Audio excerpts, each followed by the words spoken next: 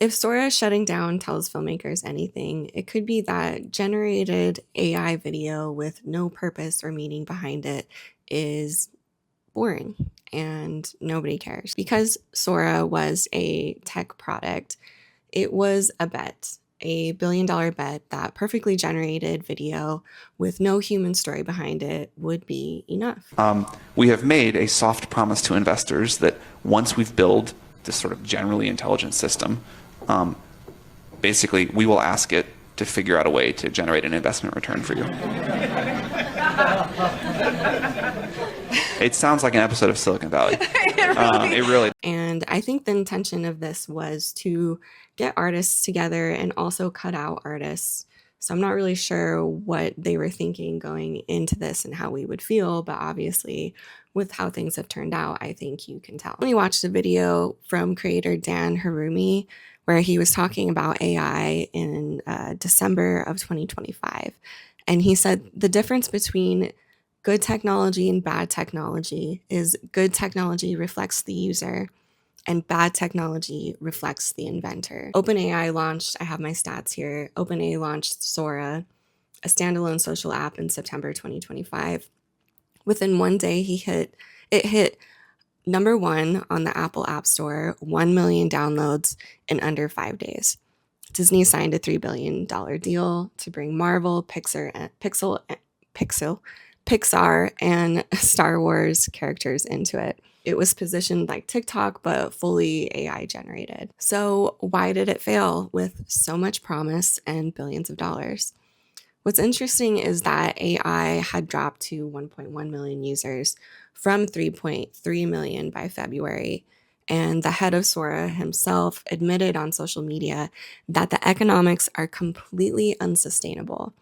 OpenAI was spending an estimated of $15 million a day on inference just to keep the lights on. And now we're starting to see a shift in Hollywood where the big studios are starting to take more risks because the big budget Hollywood movies aren't doing well and no one's going to see those in the theaters anymore. The movie that comes to mind is Sinners. It's a completely original film. And look how well it did. Michael B. Jordan won the Oscar for Best Actor. Now, where does that leave artists? Because Sora and AI have been fed to us that it will improve our work, make things faster and cheaper, and overall just better. I don't think anyone thought about how it makes us feel generally. And for the most creators, including myself, it just made me feel icky. We don't want our work diminished or stolen, obviously. So good storytelling resonates with people in an emotional way. And as a storyteller and script consultant, I can guarantee you that is 100% true. Connecting with others, showing others examples of what it means to be human, and talking about it is introspective. And while AI has no introspection, it doesn't feel. It can only replicate what it thinks feelings and emotions are like. Feelings and emotions are what make us care. That's why you watch something, because it makes you feel something. You can render a photorealistic dragon, fire-breathing dragon over a mountain with perfect physics and lighting and color grade and what have you, and it will mean absolutely nothing if you haven't given the audience a reason to care.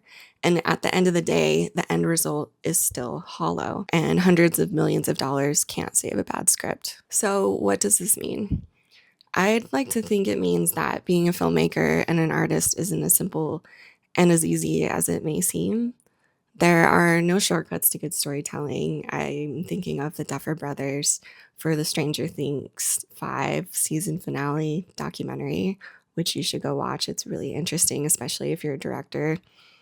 But they didn't write the unseen or the final season finale until they were on set. They were writing.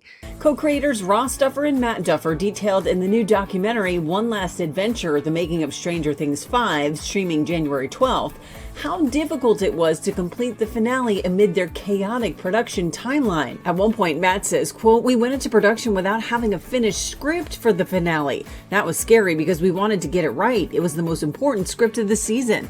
And a lot of people are saying ChatGPT wrote it, and I've seen a lot of examples proving that. Destroy the Upside Down once and for all. Let's ditch this hellscape. Friends? No thanks. Best friends. So even taking shortcuts with billions of dollars can render something extremely unsuccessful, even when you're surrounded by tons of talented people. And there's no singular formula that audiences want. Storytelling, especially in filmmaking, has many elements to it and stages and rewrites. I've said in the past that what AI can never have is taste. Perspective is this funny thing in filmmaking where it's all about tone. I recently took a class with Sundance Collab. I took a master class on pitch decks, which is something that I struggle with and I'm trying to get better at. The producers talked about how important tone is, and everything is about tone and what are you going for? How is this supposed to make you feel type of thing. And then I went to some random tech conference in Salt Lake City, and I went because the two filmmakers of Napoleon Dynamite were there, and they talked about how they don't make up their characters. Their characters are real people, and they just like finding the absurdity in those types of people and highlighting that. We didn't come up with any of that stuff. That is just all of our brothers wrapped up into one awkward kid. When my mom saw the movie up at Sundance, she was like, well, that was a lot of embarrassing family material. And then my brother James, who once called me and asked for chapstick, like for me to bring it to him, he was still in high school, and so much of what Napoleon says is like a direct transcript of his nonsense. And he was sitting, you know, like we were up at Sundance, first screening, he got a standing ovation, and he's sitting in the back going like this, freaking idiot. Like, that wasn't funny at all, butthole. Because he just saw so much of the stuff that we ripped from his own life. Anyway.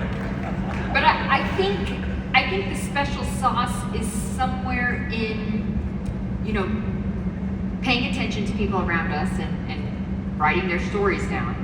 Personal stories feel real. Even Nacho Libre was based on a real friar who was moonlighting as a wrestler in Mexico. That's real, that's true. And so I think reality is, things that are rooted in reality are really satisfying to write.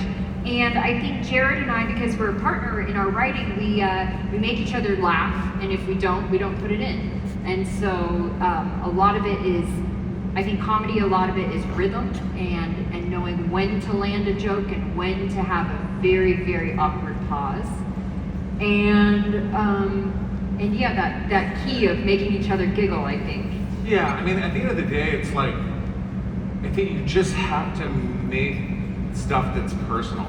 Like, the filmmaking process is such a long road. It's usually 2 years to make a film. If you're doing an animated film, it's 4 years. And when you make something that's personal, there's always going to be something authentic about it. So there's also this thing that happens when you get to production, which I don't think anyone really thought about that isn't an artist, obviously. But sometimes the best moments in movies are things people improvised on set. I remember hearing about Ewan McKellen on the set of Lord of the Rings, and he was crying. And he was saying, this is not why I got into acting. And he was talking about how he's just on the green screen pretending to act with someone, but there's nobody there. A great deal.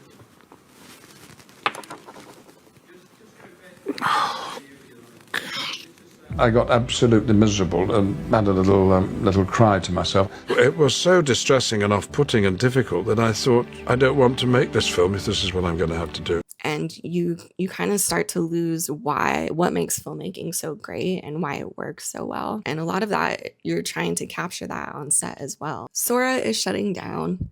The Disney deal is off. Billions of dollars down the drain. But what I want you to take away from this is, and I'm also talking to me, filmmaking is a business, but it's also art. And art is complex and difficult, and at its foundation, emotional. The space that AI is trying to fill is already taken and that space belongs to you.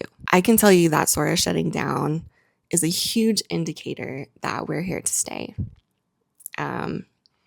Huge. It's a big deal that they shut this down so early.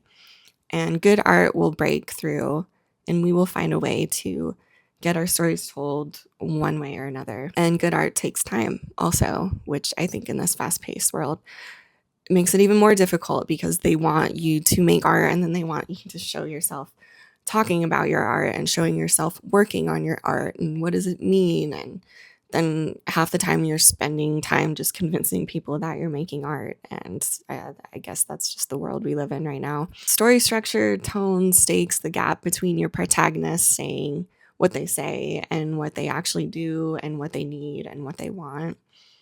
These elements take research and rewrites and feedback and more rewrites until you're banging your head against the wall while you're thinking about starting a new project. That sounds so exciting because it will get you away from this one. And now you've got 2 projects that you're not going to finish anytime soon. But AI can generate a story shape. It can pattern match from tens of thousands of screenplays and steal other people's ideas and give you something that looks like a 3-act structure. But as one writer described it, what AI cannot replicate is the subtle tremor of lived experience, the tiny human inconsistencies that make a story linger, that make a line haunt you long enough after the page is closed. And I think what this also says is that what we do is generally misunderstood by non-artists and non-filmmakers and writers, which is why inventors of Sora thought they could just click a button and they would have something worth watching and cut us out altogether because filmmaking is expensive and it takes a lot of time. Resources can buy you reach, but they cannot buy you resonance. And they tried to make art and kill the artist, and it didn't work. You're doing amazing, sweetie. So I've spent years in this industry writing, consulting, producing on small crews where every dollar and every hour and every creative decision had so much weight to the point to where we, might have not even been able to make anything at all. And I've really pushed through to at least come out with some things. And then I want you guys to book it. Do you want them to come from out of frame? Really fast. But through all of that, I keep seeing the same pattern, which is the story problems were the same problems every single time when I was working with screenwriters, especially beginning screenwriters, which is why I wrote a book on it to try and help screenwriters get to that point. Originally, it was supposed to be a pamphlet and it just somehow turned into a book. And now that book is also a coloring book for adults. So if that interests you, check that out. And if you're struggling with your screenplay, I've just reopened my script consulting part of my business again. I was doing it for a while and then I stopped because it was just too much and I was too busy with the production company I was at. But now I've opened that back up. So I know there are a couple of you that asked me about it recently. So if you want to reach out and still need help, let me know. I've also have some more stuff coming on my new Etsy shop, especially if you're looking for low budget production help with your shoots. So make sure to check those out. And one thing that I'd like to leave you with is making art is difficult and don't let anyone else tell you that it's not. And take time on it. All right, guys. Thanks for watching. I'm going to try and do these more, but check out my socials and I'll see you guys next time.